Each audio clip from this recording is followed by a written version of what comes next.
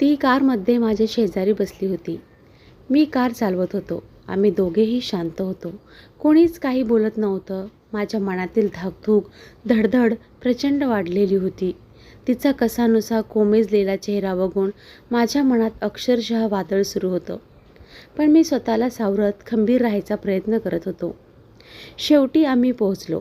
ती पलीकडून उतरली. मागच्या सीटवर ठेवलेलं तिचं सामान मी खाली उतरवलं. गाडी बंद करून मी सामान घेऊन तिच्यापाशी आलो. पुन्हा तिचा चेहरा पाहिला आणि काळजात धस झालं. परमेश्वरा, का असा प्रसंग माझ्यावर आणलास? देवाला मी कळवळून म्हणालो. येते मी. तिच्या त्या गळ्यात अडकलेल्या अवाढव्ययुक्त शब्दांनी माझ्यावर अक्षरशः आकाश कोसळलं. हातापायातले त्राणच जणू कोणी काढून घेतले होते. छातीचे ठोके टिपेला पोहोचले होते. ती माझ्यापाशी आली. मी तिला कवेत घेतलं. तिच्या कपाळावर माझे ओठ टेकवले. बाळा, सांभाळून राहा. माझ्या तोंडून कसेबसे एवढेच 3 शब्द बाहेर पडले. तिनं केवळ मानेने हो म्हटलं. पाठीवर सॅक आणि हातातील ट्रॉली बॅग ओढत ती हॉस्टेलला पायऱ्या चढू लागली. मी तिच्या पाठमोऱ्या आकृतीकडे अगतिकपणे पाहत होतो. ती मागे वळून पाहिलं का? दिसेल का पुन्हा तिचा चेहरा? मी आतुरतेने पाहू लागलो. पण ती नाही वळाली. बहुधा तिला तिच्या डोळ्यातले अश्रू मला दाखवायचे नसावेत. पायऱ्या चढून ती तिच्या रूमकडे वळत डोळ्यासमोरून दूर गेली आणि इतका वेळ स्वतःला बांधून ठेवत मनात दाबून ठेवलेला माझा आतला बांध फुटला. कसाबसा पटकन गाडीत बसलो. गाडी वळवली आणि हॉस्टेलच्या आवारातून गाडी बाहेर काढून रस्त्यावर आलो. डोळ्यात साठलेल्या आसवांनी समोरचं धुसर दिसू लागलं. तशी गाडी रस्त्याच्या बाजूला लावली आणि इतक्या वेळ मनावर ठेवलेला दगड बाजूला झाला. आसवांचं धरण फुटलं. आजपासून पोरगी हॉस्टेलवर राहायला गेली होती आणि माळसाच्या अनुपस्थितीत तिला हॉस्टेलवर सोडायची कटू जबाबदारी माझ्यावर आली होती. ज्या पोरीला आजपर्यंत कधी क्षणभरही डोळ्यासमोरून बाजूला होऊ दिलं नव्हतं, आज तिला एका अनोळखी ठिकाणी सोडताना माझ्यावर वेदनांचा पहाड कोसळला होता. शेवटी ही एक अपरिहार्यता होती. पाखरांच्या पंखांना बळ द्यायचं असेल तर त्यांना स्वतंत्र उडू द्यायला हवं. हे जरी समजत होतं तरी बापाचे मन त्याला तयार होत नव्हतं. कितीतरी वेळ मी तसाच बसून होतो. भावनांचा वेग ओसरला तर मनात आलं, जावं का पुन्हा परत? यावं का तिला पुन्हा घेऊन? डोक्यात विचार चमकला. डोळे आनंदाने विस्फारले. गाडी सुरू केली आणि मागे वळून तिच्या हॉस्टेलच्या दिशेने निघालो. काही अंतर गेलो असेल पण पुन्हा थबकलो. मनात हळवा बाप आणि व्यावहारिक बाप यांच्यात झुंज होती.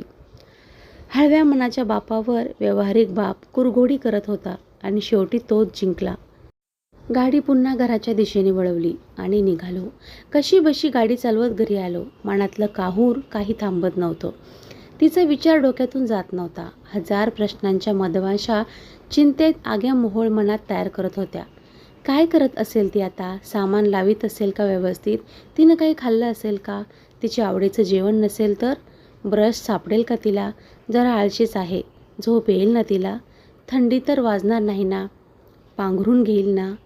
माझी आठवण आली तर काय करेल? झोपेत पप्पा पाणी अशी हाक मारली तर कोण पाणी देईल तिला? उठून घेईल का तशीच झोपेल? सकाळी उठेल ना लवकर वेळेत? अशा असंख्य विचारांनी डोकं भांडावून गेलं होतं. त्या रात्री डोळ्याला डोळा लागला नाही. ती गेली. तिथे रुळू लागली. पण इकडे मात्र माझ्या घराची मरगळ झाली.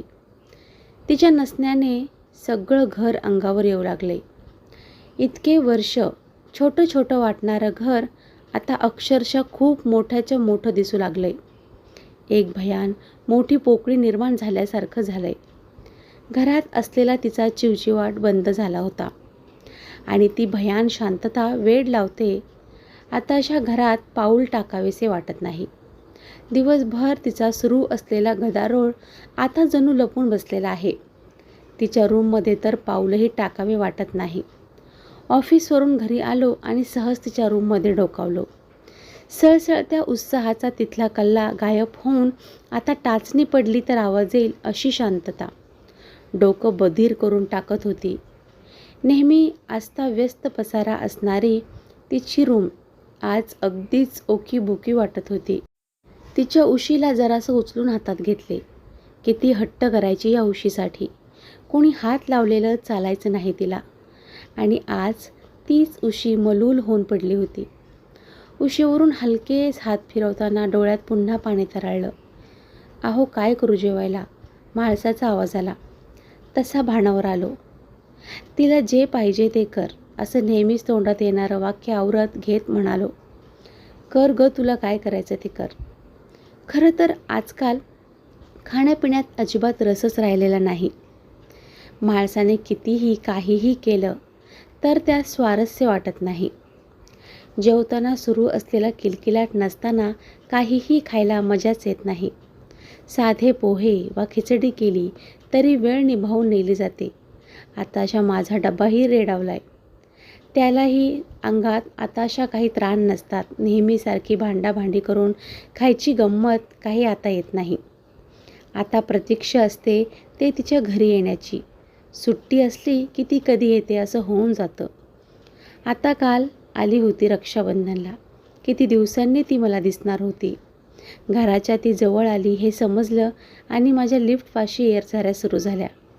लिफ्ट खालून वर येईपर्यंतचा तो एक एक क्षण काढणं मला अवघड जात होतं. लिफ्टचा दरवाजा उघडला. ती दिसली आणि मी तिला तिथेच घट्ट मिठी मारली. काय आनंद होता तो, शब्दात नाही सांगू शकत.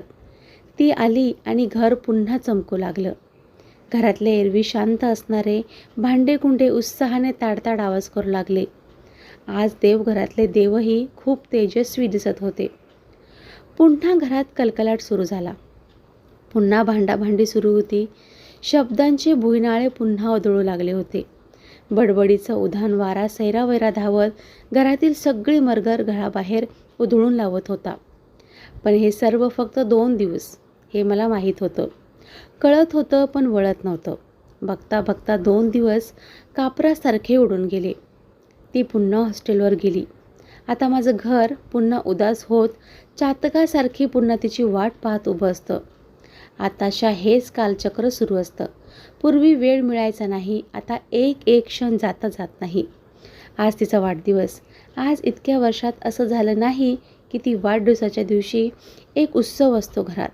पण आज खूप ओके भोके वाटतंय.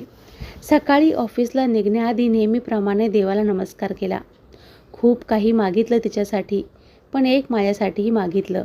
म्हटलं देवा, पुढच्या जन्मी जर उलटं कर, तिला माझा बाप कर आणि मला तिची मुलगी कर. एक बाप असणं फार अवघड आहे हो. कथा आवडली असेल तर लाईक करा. धन्यवाद.